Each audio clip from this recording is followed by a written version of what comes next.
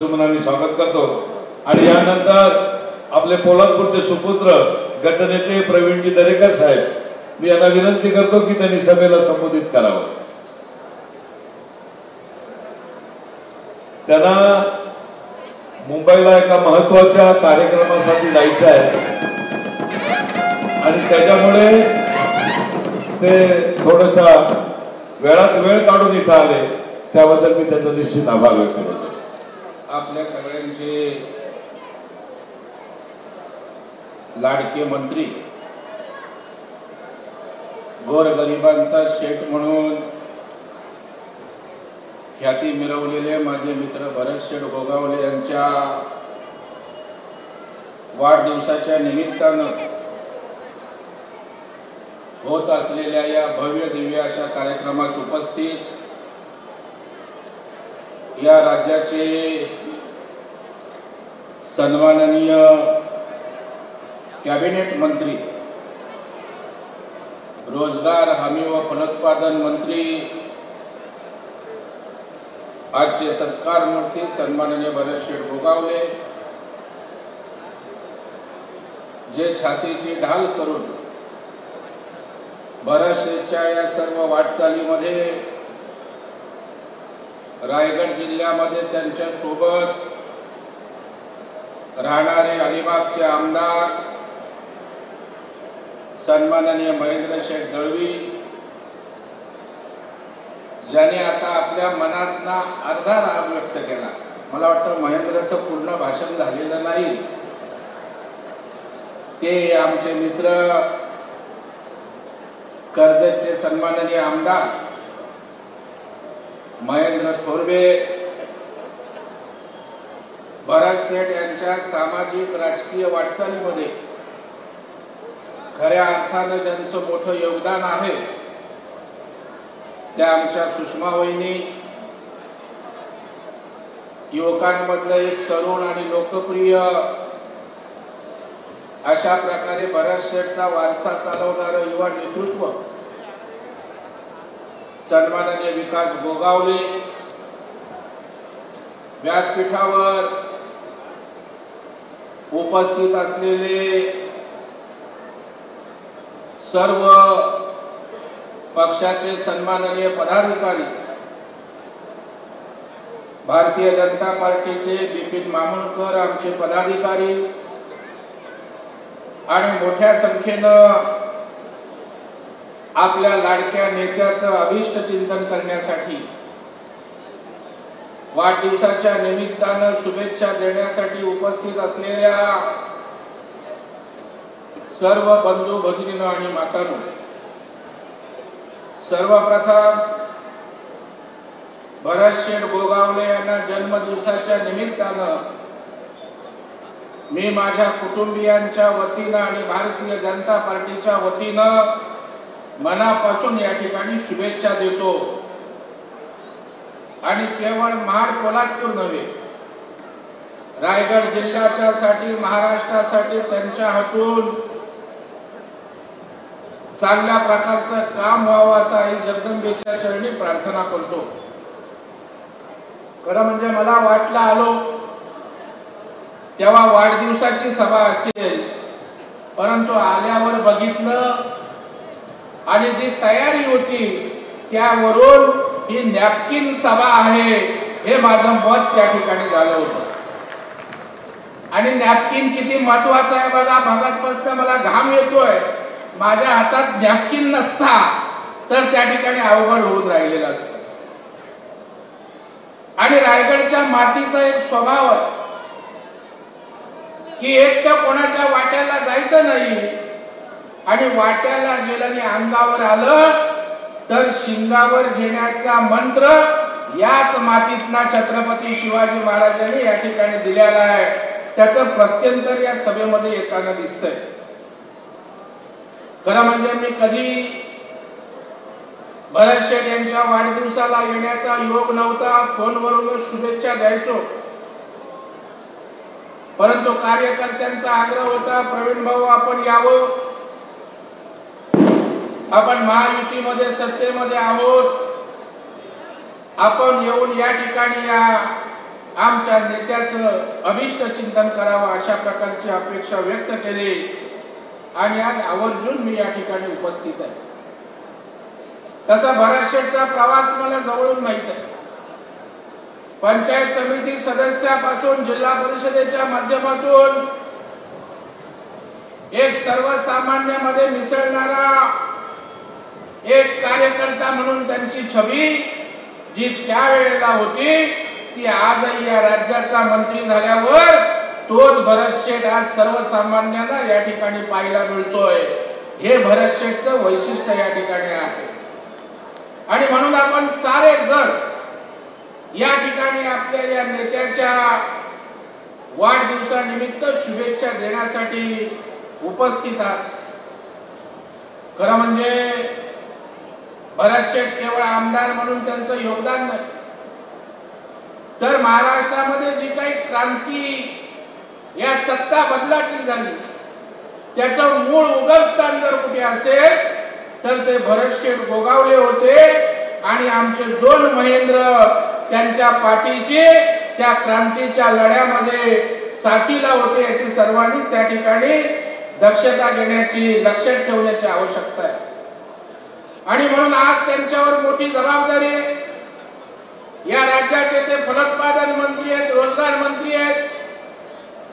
मध्ये भरत शेठना माझी भेट झाली त्यावेळेला शेठना मी सांगितलं होतं की आपल्याकडे कोकणच्या दृष्टीनं अत्यंत महत्वाचं असं खातं आहे. कधी कधी लोक हे खातं मोठं ते खातं मोठं अशा प्रकारे त्या ठिकाणी मूल्यमापन करत असतात. तर माझ्या दृष्टीनं कोकणसाठी फलोत्पादन हे सर्वात महत्वाचं आणि मोठं खातं त्या ठिकाणी आहे. कारण कोकणचा विकास व्हायला पाहिजे. कोकणमध्ये त्या ठिकाणी आपल्याकडे मोठ्या प्रमाणावर आंबा आहे, काजू आहे, वेगवेगळ्या प्रकारची फलोत्पादनं या ठिकाणी होत असतात. आणि मग या उत्पादनांना मोठ्या प्रमाणावर मार्केटिंग मिळवणं असेल, फलोत्पादनावर प्रक्रिया करून चांगल्या प्रकारचे कारखाने निर्माण करून कोकणच्या अर्थव्यवस्थेला बळकटी देण्याचं काम भरत शेठ आपल्या नेतृत्वावर होण्याची आवश्यकता आहे. आणि या कामी आपल्याला जी मदत लागेल ती या ठिकाणी मी आपल्या पाठीशी उभी करेन. कोकणामध्ये त्या ठिकाणी फळावर, फुलावर, त्या ठिकाणी कृषीवर प्रक्रिया करणारे कारखाने आपण आणण्याचा प्रयत्न करा अशा प्रकारची विनंती या निमित्तानं करणार आहे. आणि या वाढदिवसाच्या निमित्तानं भरत शेठ मी आपल्याला ग्वाही देतो, फलोत्पादन प्रक्रिया चांगल्या प्रकारचे कारखाने उभे करा. त्या कारखान्यांकरता मुंबई जिल्हा बँक आणि राज्य सहकारी बँकेच्या माध्यमातून जे पैसे आपल्याला त्या ठिकाणी लागतील ते उपलब्ध करण्याची ग्वाही आजच्या या कार्यक्रमाच्या निमित्तानं, आपल्या वाढदिवसाच्या निमित्तानं मी जाहीरपणे या ठिकाणी देतो. खरं म्हणजे मला बराच वेळ थांबायचं होतं, परंतु मुंबईत एका 10-11 पर्यंत दुसऱ्या एका वाढदिवसाला त्या ठिकाणी पोहोचायचं आहे. मी विकास शेठ, सुषमाताईंचं मनापासून अभिनंदन करेन की भरत शेठचा पसारा वाढल्यानंतर लोकांना त्या ठिकाणी भेटणं, जनतेला न्याय देण्याचं काम हे सारं कुटुंब दिवस रात्र करत असतं. परंतु विकास शेठ मध्ये मला थोडं परिवर्तन दिसलं. कारण विकास शेठ मध्ये आज मला त्या ठिकाणी संयम दिसला नाही. तर बोललो विकास शेठची एकदा गोळ्या सुटायला लागल्या की त्या ठिकाणी समोर काय खरं नसतं. आणि त्यांनी या ठिकाणी बोलत असताना सांगितलं की महायुतीचा झेंडा पंचायत समिती आणि जिल्हा परिषदेवर फडकणार आहे. मला वाटतं राष्ट्रवादी सहित विकासाचा झेंडा फडकणार आहे असा मी अर्थ त्यामागे समजतो. परंतु राष्ट्रवादी नसलं तरी भारतीय जनता पार्टी भरत शेठ आणि शिवसेनेच्या सोबत या रायगड जिल्ह्यामध्ये निश्चितपणे असेल हा विश्वास या ठिकाणी व्यक्त करतो. कारण शेवटी या राज्यातल्या जनतेनं या ठिकाणी सत्ता दिली. एकनाथरावजी शिंदेने क्रांती करून या राज्यामध्ये परिवर्तन केलेलं आहे, सत्ता परिवर्तन केलेलं आहे. आणि खऱ्या अर्थानं महाराष्ट्र त्या ठिकाणी विकसित होताना दिसतोय. आणि महाराष्ट्र विकसित होत असताना आज आपलं कोकण विकसित झालं पाहिजे, आपला रायगड विकसित झाला पाहिजे याची जबाबदारी भरत शेठ आपल्यावर आहे. तिकडे त्या ठिकाणी निलेश राणे आपले नितेश राणे सिंधुदुर्गात आहेत, रत्नागिरीला आपले उदय सामंत आहेत आणि आपण या ठिकाणी रायगडला आहात.